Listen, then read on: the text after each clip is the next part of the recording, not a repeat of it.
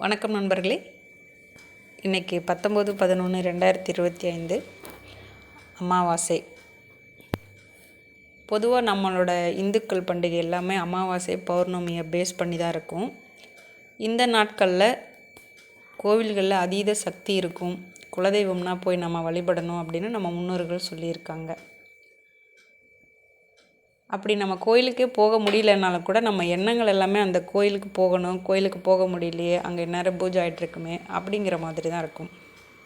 இங்கே பாருங்கள், அங்காளம்மன் கோவில் அருமையான இயற்கை சூழ்ந்த ஒரு இடத்துல ரொம்ப அமைதியாக, அதே போல் ரொம்ப சிறப்பாக இன்றைக்கி பூஜை நடந்தது.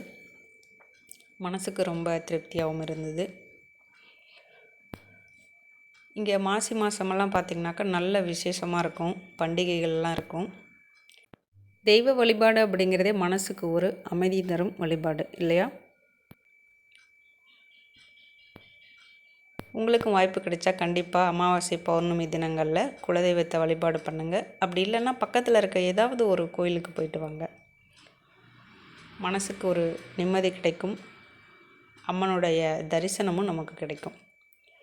நன்றி நண்பர்களே.